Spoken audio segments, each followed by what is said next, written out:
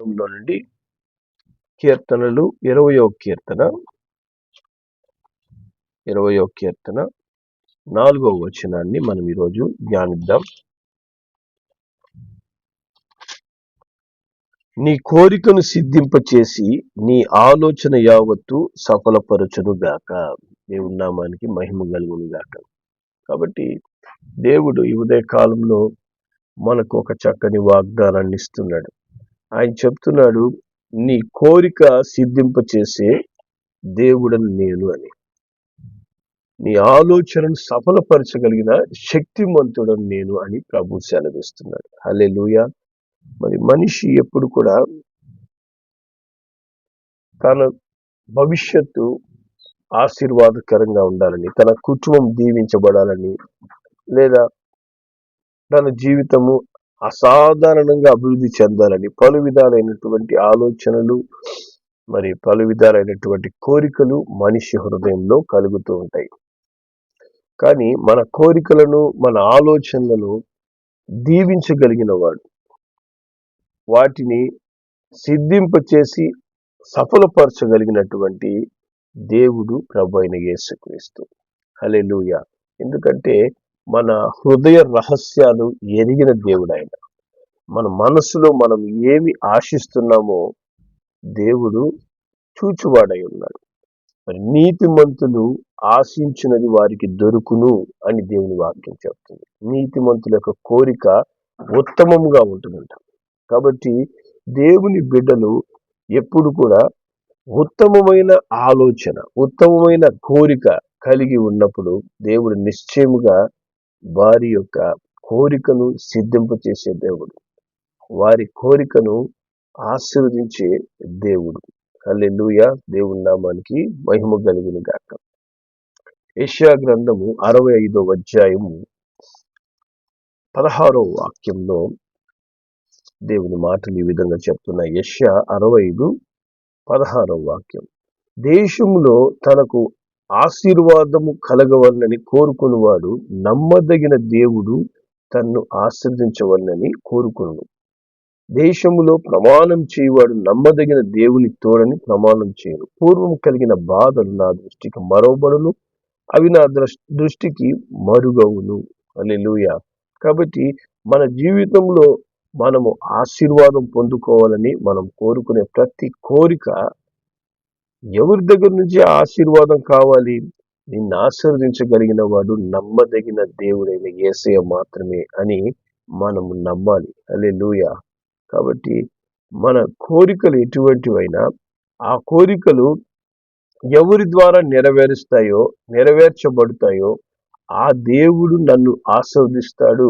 ఆ దేవుని యొద్దకు నేను వచ్చినప్పుడు, హృదయపూర్వకంగా ఆయన సన్నిధిలో మొరపెట్టినప్పుడు దేవుడు నా మొర ఆలకించి నిశ్చయముగా నన్ను, నా కుటుంబాన్ని దీవిస్తాడు అని మనము నమ్మాలంట. హల్లెలూయా. అప్పుడు దేవుడు అంటున్నాడు, పూర్వము కలిగిన బాధలు నీ దృష్టికి మరుగవుతాయి.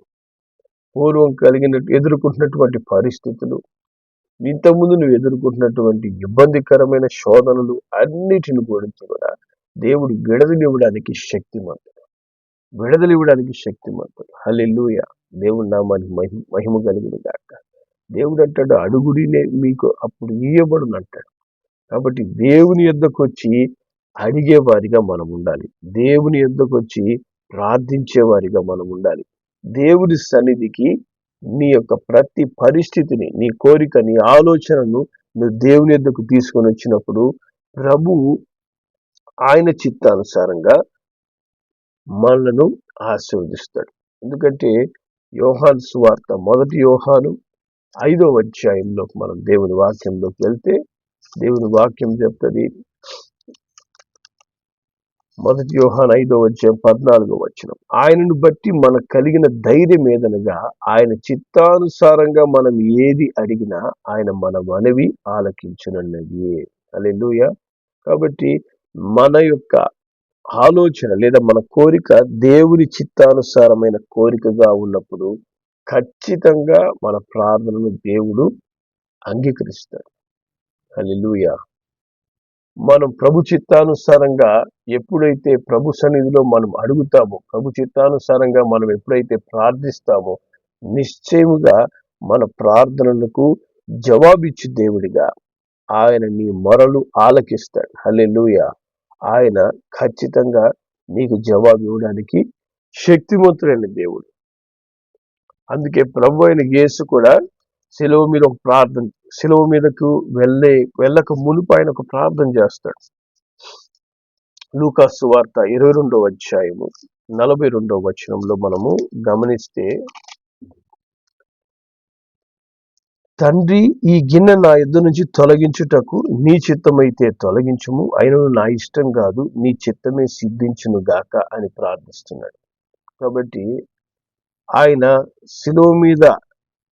శిలువ యొద్ద ఎదుర్కోబోతున్నటువంటి శ్రమలు, ఇబ్బందులు ఎరిగిన వానిగా యేసయ్య దేవుని యొద్ద ప్రార్థిస్తూ, అయ్యా మరి నీ చిత్తమైతే నన్ను ఈ పరిస్థితి నుంచి తొలగించు, అయినా నా యొక్క ఆశ కాదు, నా ఇష్టం కాదు, నీ చిత్తమే నెరవేరాలి. హల్లెలూయా. కాబట్టి దేవుని చిత్తానుసారంగా మనల్ని మనము అప్పగించుకొని ప్రార్థించే అనుభవంలో ఎప్పుడైతే ఉంటామో అవి ప్రభు చిత్తానుసారమైన ప్రార్థనలుగా మారుతాయి.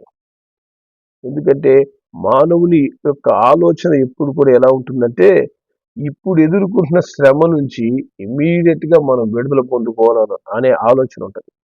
ఇప్పుడు ఎదుర్కొంటున్నటువంటి ఈ శోధన నుంచి నాకు వెంటనే విడుదలైపోవాలి, లేదా ఈ ఆర్థిక సమస్య ఇమీడియట్ గా తొలగిపోవాలి, వెంటనే ఇన్స్టెంట్ గా జరిగిపోవాలి.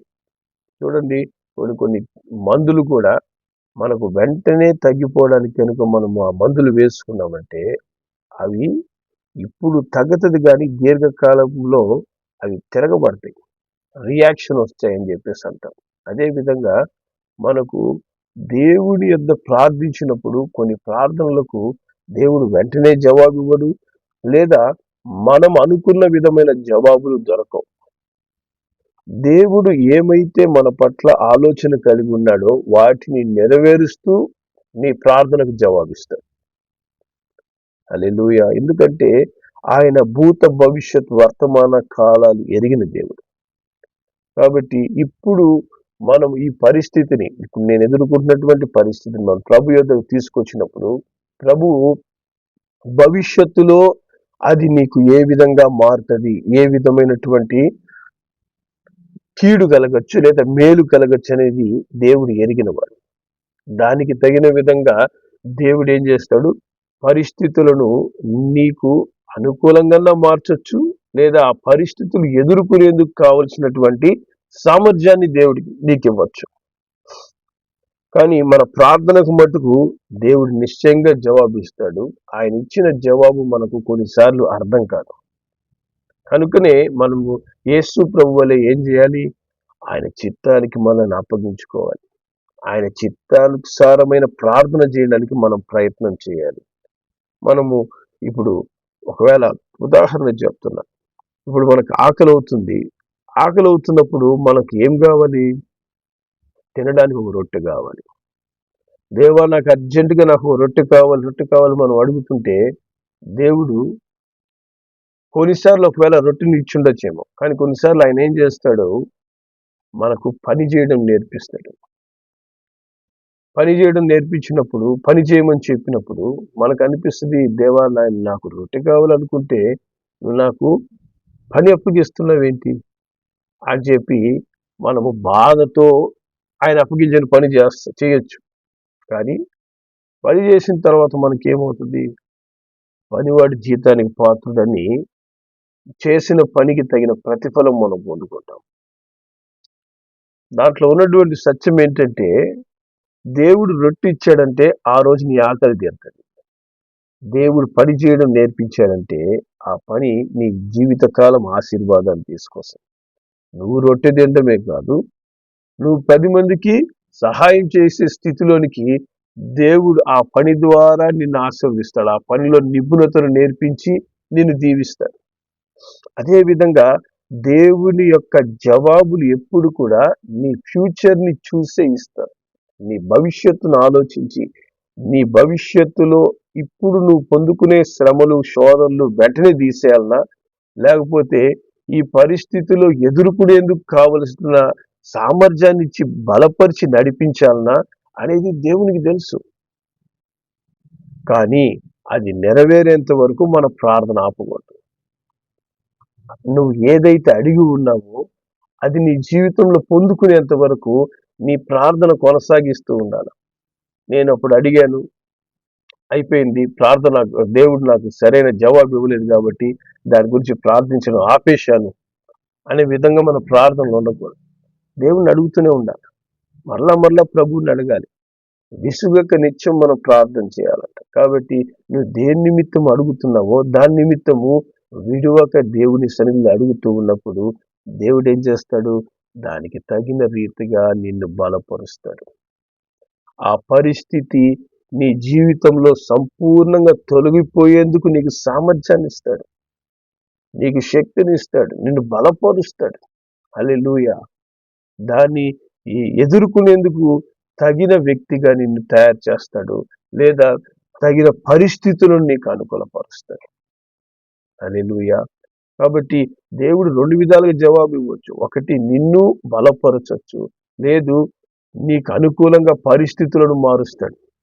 ఆ విధంగా నీకు జవాబిస్తాడు. హల్లెలూయా. దేవుని నామానికి మహిమ కలుగును గాక.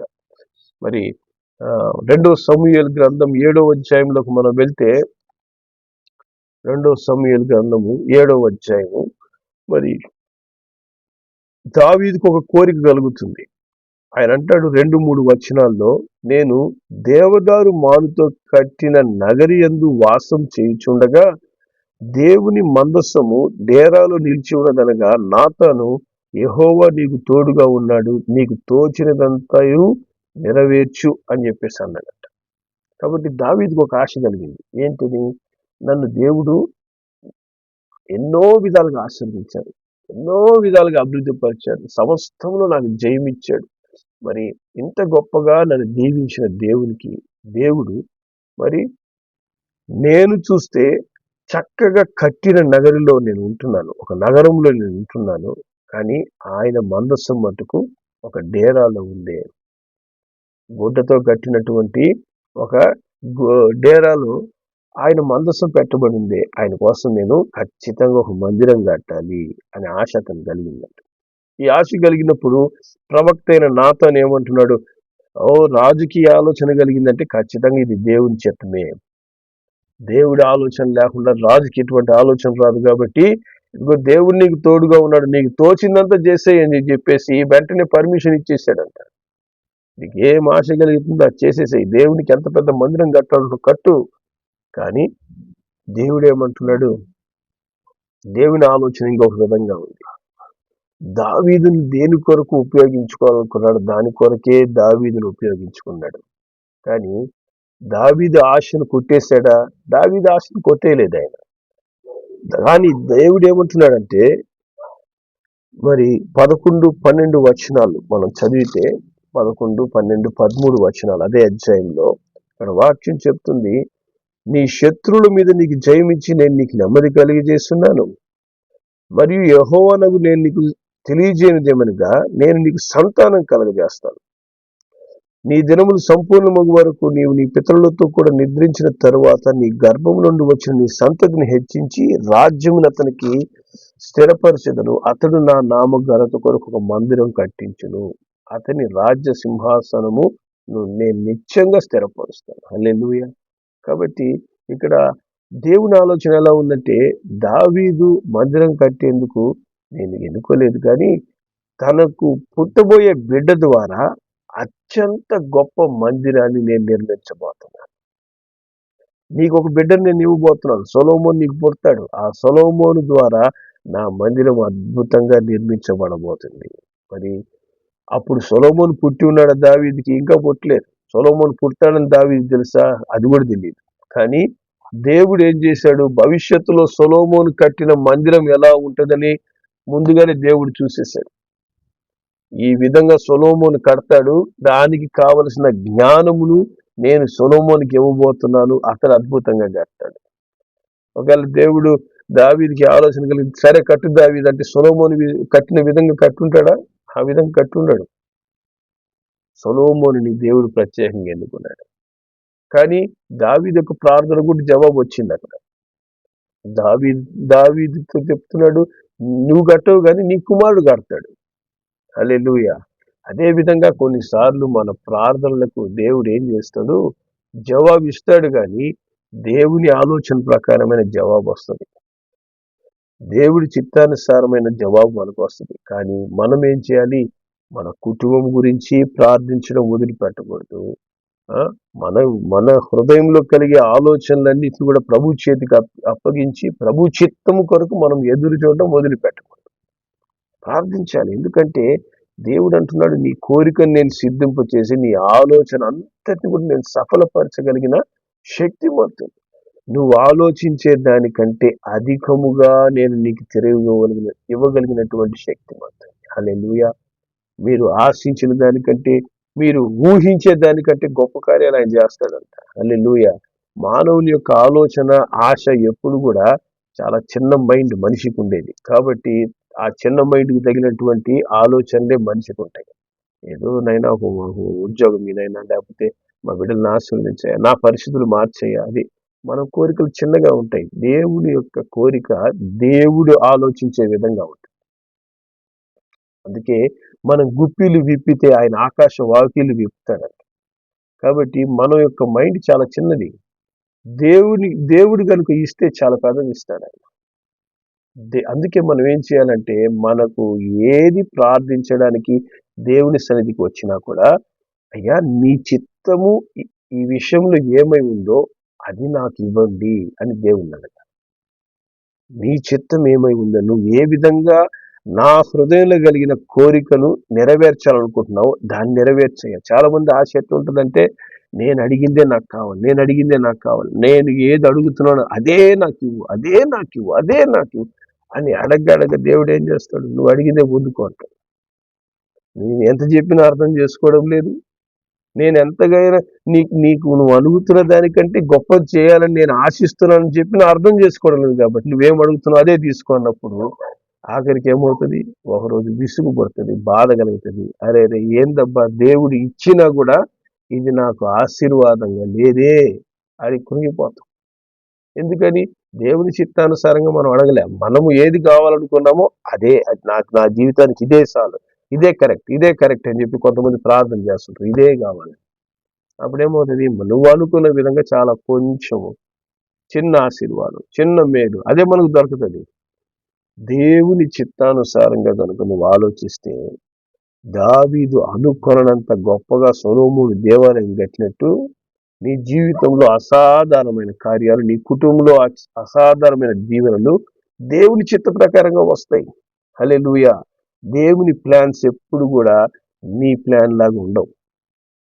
నేను ఆలోచించినట్లు నా కుటుంబం గురించి దేవుడు ఆలోచించాడు. దేవుని ఆలోచనలు ఎప్పుడు కూడా గొప్పగా ఉంటాయి. మన యొక్క మైండ్కి అర్థం కాని ప్లాన్స్ దేవునికి ఉంటాయి. హల్లెలూయా. ఆ ఆలోచనలు మనకు గ్రహించలేము. అందుకే ఏంటంటే, దేవుని చిత్తానికి అప్పగిస్తూ నీ కోరికను, నీ ఆలోచనలు దేవుని చేతికి పెట్టాలి. అప్పుడు దేవుడు ఏం చేస్తాడు, నా బిడ్డ నా చిత్తం నెరవేరాలని ఎంతో ఆశతో తన పరిస్థితిని నా చేతిలో పెట్టింది కనుక నేనేం చేస్తాను, నేను ఏమనుకున్నానో అది నెరవేరుస్తానంటాడు. నేను ఏది ఉద్దేశిస్తున్నానో ఆ విధంగా ఈ కుటుంబాన్ని అంటాడు.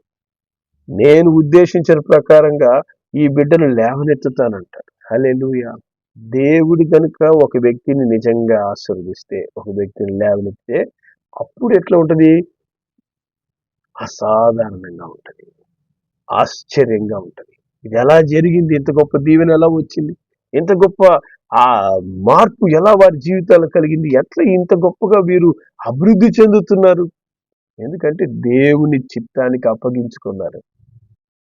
దేవా నీ చిత్తం నెరవేర్చినయ్యా, ఈ పరిస్థితులు నీ చిత్తం జరగని అయ్యా, ఇదిగో నాకు ఈ పరిస్థితి ఉంది, ఈ శోధన ఉంది, లేదా ఆర్థిక సమస్య ఉంది, లేదా నా కుటుంబంలో వ్యాధి బాధలు ఉన్నాయి, కష్టాలు ఉన్నాయి, పోరాటాలు ఉంటాయి ఖచ్చితంగా. వాటన్నిటిని కూడా ఏంటంటే ప్రభు చేతికి అప్పగించి, ప్రభువా నీ చిత్తం నెరవేరని అని ప్రభు చిత్తానికి అప్పగించుకున్నప్పుడు ప్రభువు దాన్ని మన కీడును కూడా, మనకు విరోధంగా ఉన్న వాటిని కూడా మనకు అద్భుతంగా మేలుగా మార్చగలడు ఆయన. హల్లెలూయా. కాబట్టి నువ్వు అనుకుంటున్నది దేవుని ఆలోచన అని అనుకోవడం తప్పు. దేవుని ఆలోచనకు నీ ప్రార్థనను అప్పగించాలి. ఆయన చిత్తానుసారంగా ప్రార్థించడానికి మనము ప్రయత్నం చేయాలి. హల్లెలూయా.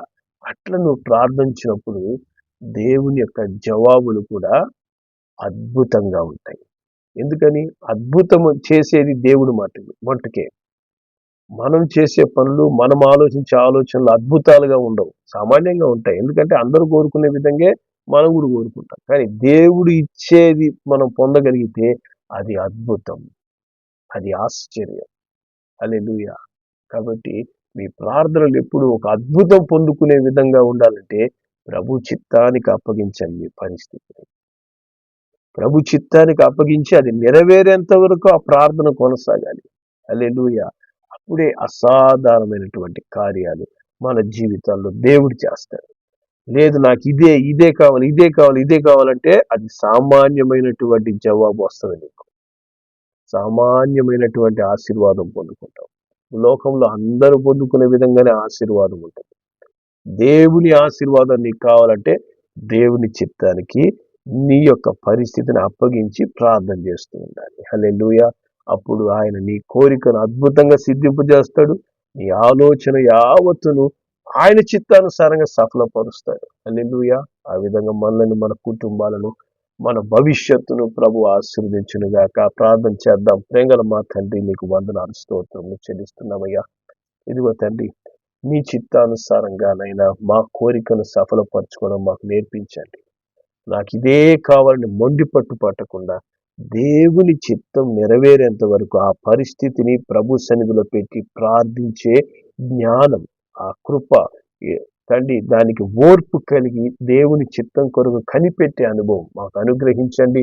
దాని ప్రకారంగా మమ్మల్ని, మా కుటుంబములను దీవించమని మీ చేతికి మమ్మల్ని అప్పగించుకుంటూ యేసు నామములో ప్రార్థిస్తున్నాం తండ్రి. ఆమేన్.